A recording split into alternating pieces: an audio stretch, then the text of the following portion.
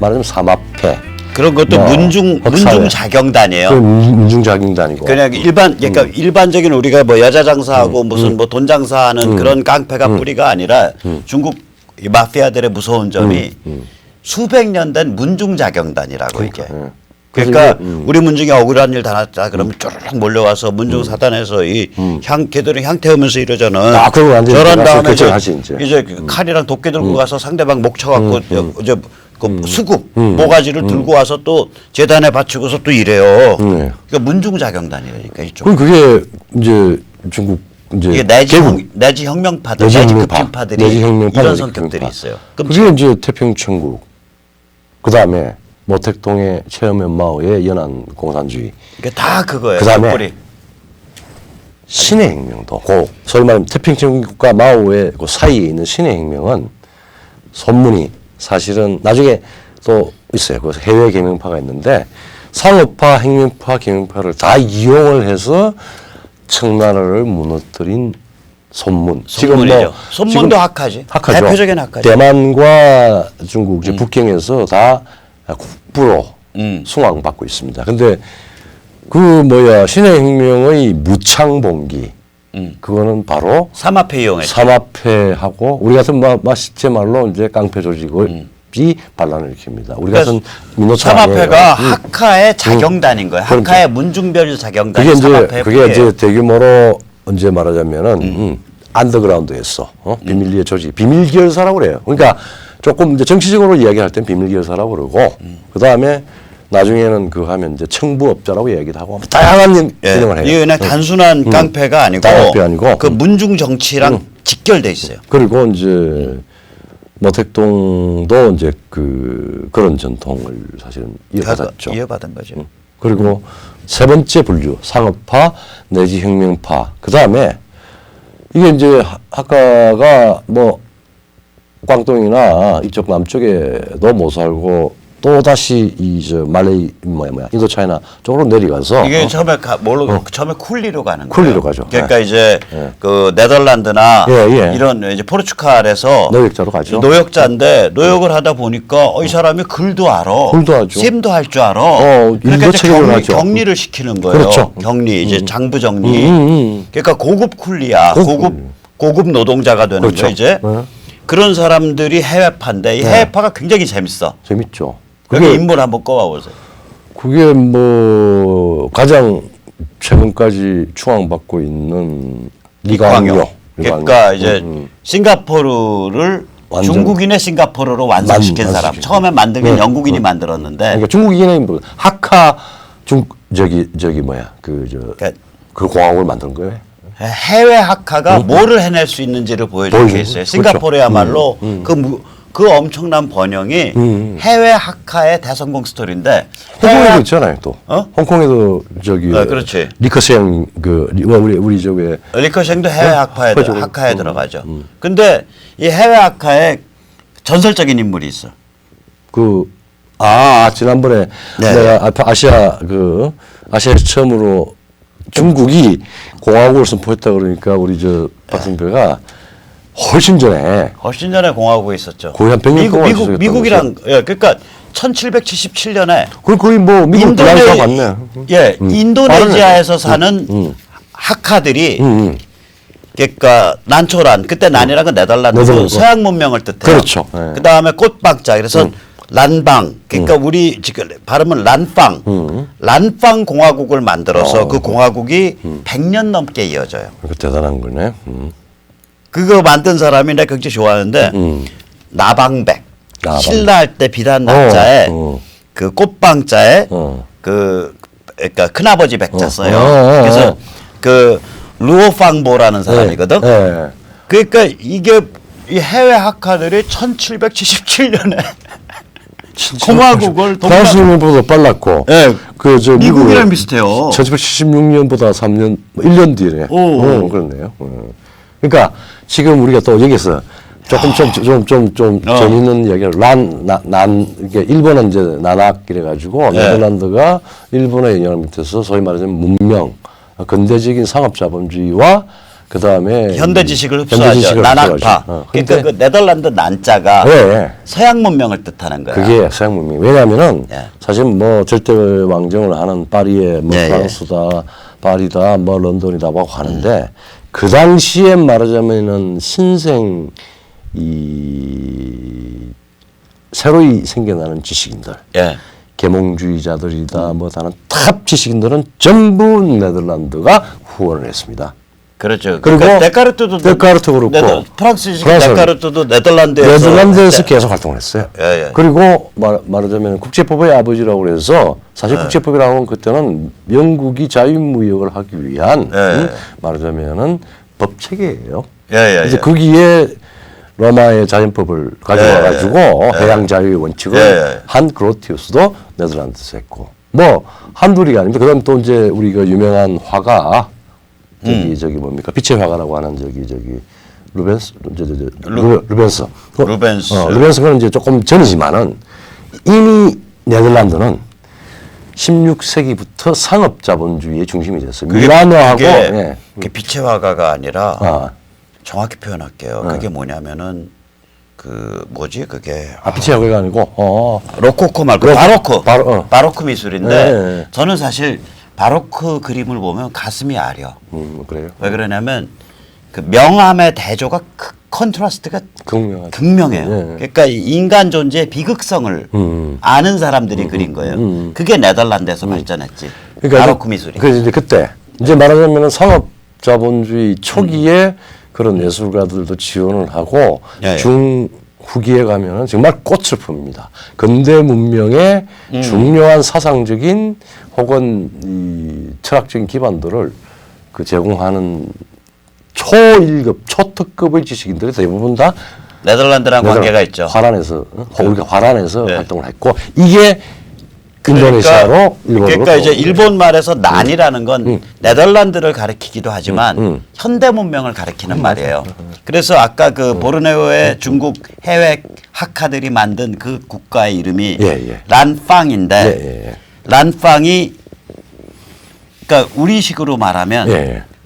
현대 문명을 위해서 루오팡보가 만든 나라란 뜻이에요. 그렇죠. 그 예. 팡은 국부인 그 루오팡보의 팡이고 예, 예. 꽃방자고 예, 예. 앞에 나는 예.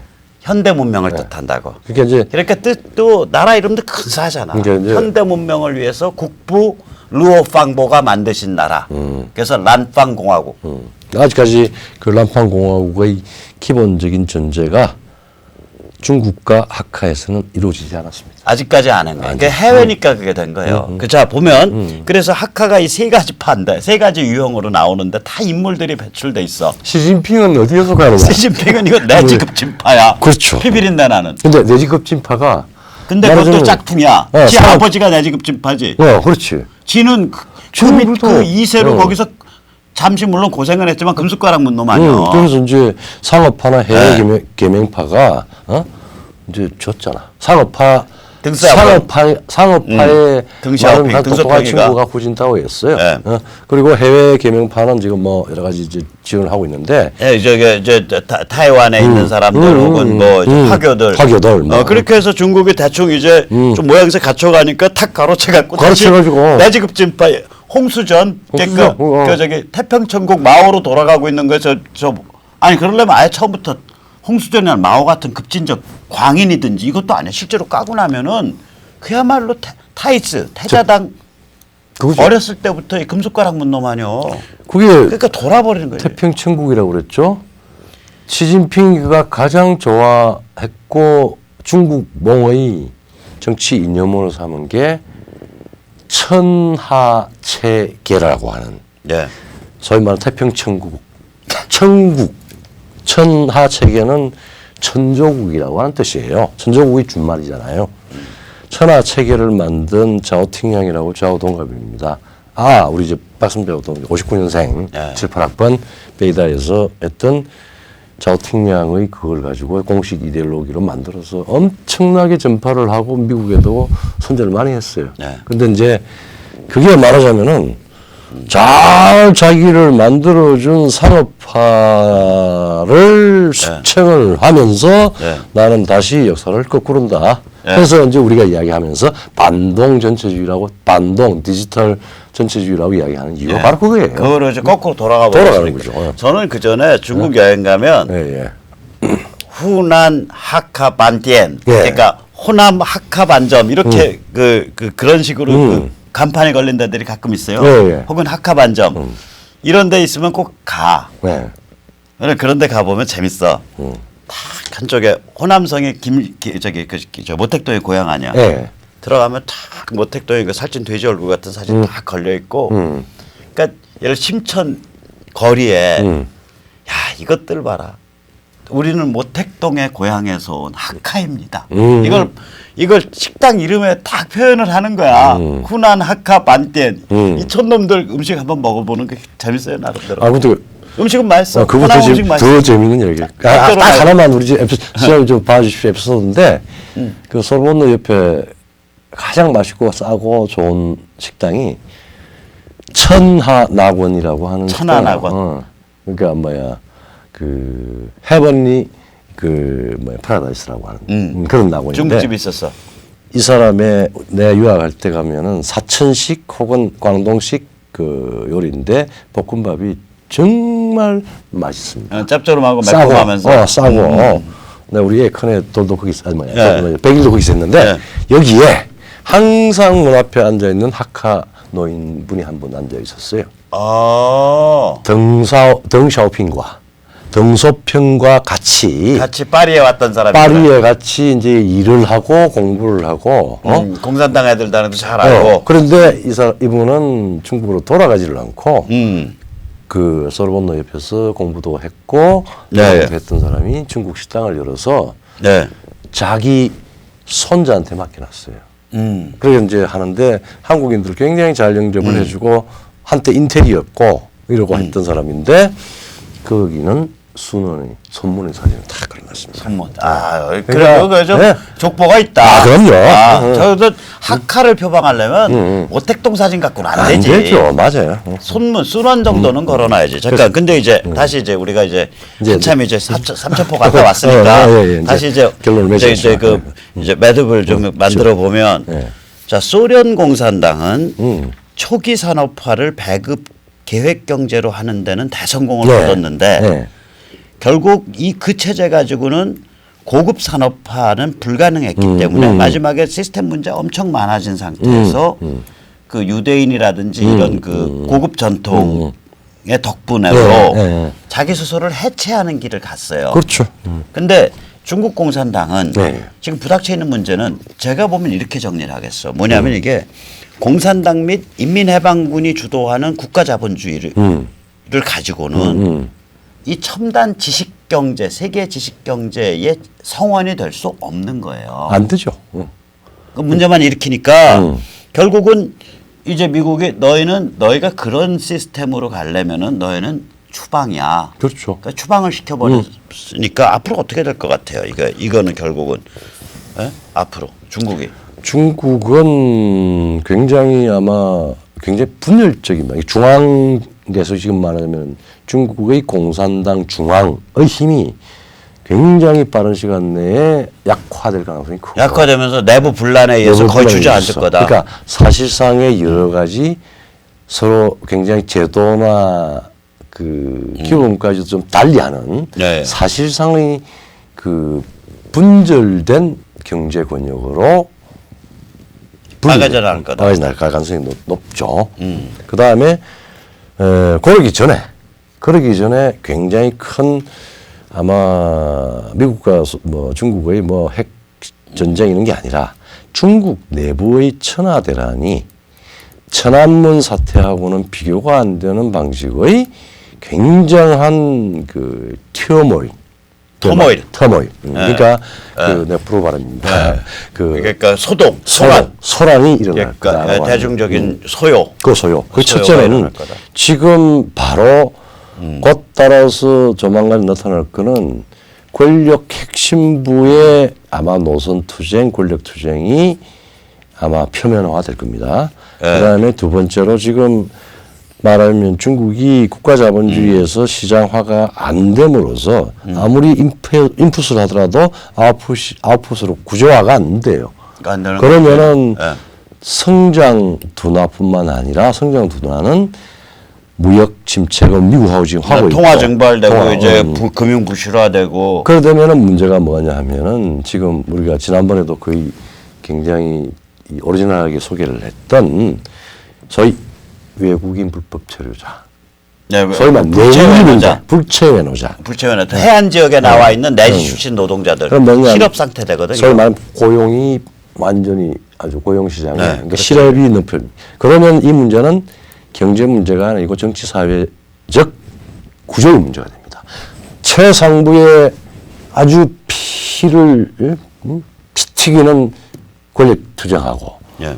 밑에 내부의 그 민초들의 고생. 민초들의 고생 이너시아가 고생과, 어느 순간에 체제에 대한 저항으로 나타날 수 있는 그래서 제가 요새 좀 이상한 얘기 들었어요. 소요죠 소요. 그 심천 동관 네. 그 광동성 네. 다른 성은 모르겠는데 거기가 술집이 다 문을 닫았대. 그래서 난 처음 듣고 여기 장사가 안 돼서 문 닫았냐 했더니 그게 아니고 정부가 조치를 해서 일사불란하게 문을 닫았대요.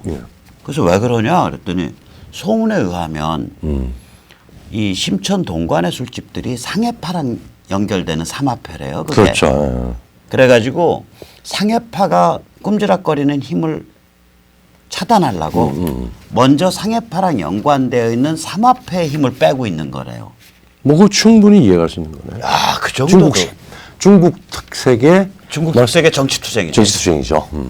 중국 특색 사회주의가 아니라 중국 특색의 자본주의가 아니라 그게 참 좀 알기 힘든. 그러니까 이제 우리가 뭐 보통 정치학자들도 중국을 말하자면은 현대 문명을 흡수를 해서 뭐 대개는 자유민주주의와 입헌주의와 시장제를 가져오는 이 지역의 그 발전의 패턴은 초기에 독재적인 방식으로 위로부터의 혁명, 국가가 주도해서 발전을 하다가 그 말하자면은 평등한 개인들이 처음에는 뭐 인력 낮은 임금으로 하지만 중산층화되어 나가면서 소위 시장의 혜택을 받기 시작을 하고 하면서 민주주의라고 하는 게 불가피하고 그래서 소위 경제 발전 그러니까 동원적 발전 위로부터 혁명 그 다음에 산업화 진행 그 다음에 민주화 뭐 이건 이제 기본적으로 탑재가 되는 건데 영국도 그랬고 프랑스도 그랬고 뭐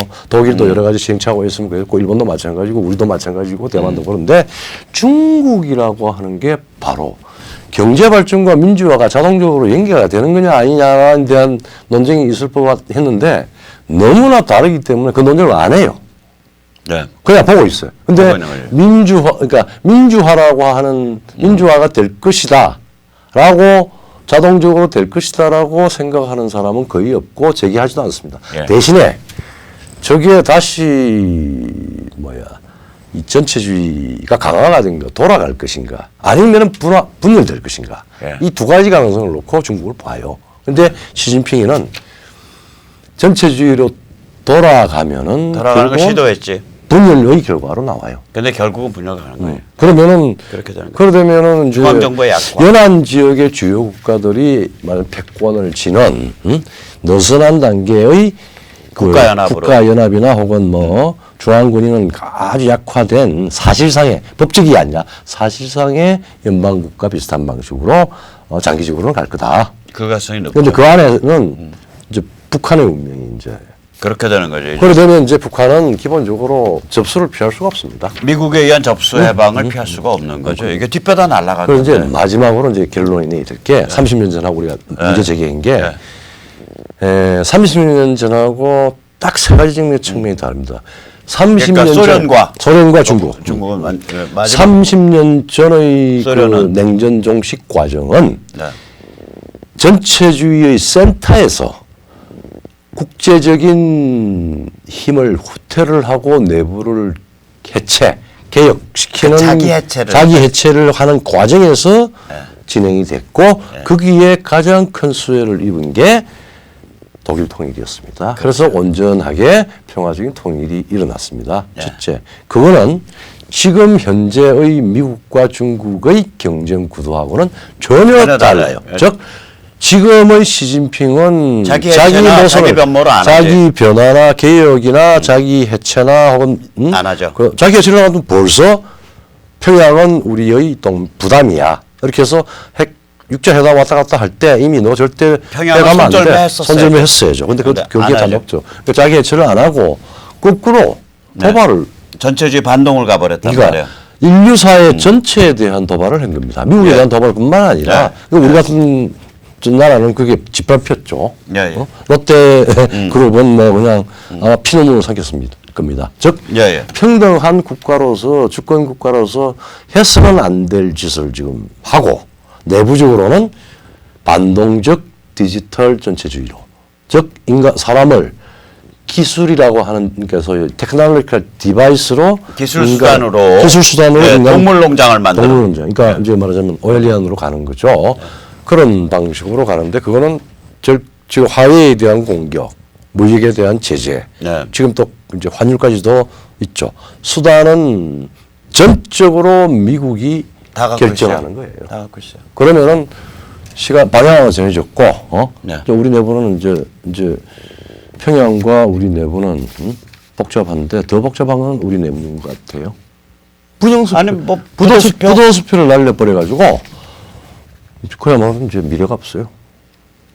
그러니까 문재인 대통령 각하께서 제일 위험한 지역은 앞으로 평양입니다. 그렇죠. 평양 가시면은 신변이 위험해지시니까 절대 평양 가시지 마시기 바랍니다. 그리고 문재인 대통령과 586 집단의 민족사적 사명은 계속해서 부도수표를 발행하십시오. 끝까지 마지막 순간까지 부도수표를 발행하십시오. 그 역할에 충실해 주시기를 악망합니다. 그래야 우리가 근본적으로 변하고 예. 세컨드 점프가 가능합니다. 예. 자, 오늘 여기까지 여러 가지 얘기를 동서고금을 넘나들면서 저 길게 했습니다. 란빵 공화국까지 보르네오 서쪽에 있었다 그럽니다. 한번 보르네오 한번 가보세요. 그 유적지 예, 남아 예. 있을지 모릅니다. 예. 예.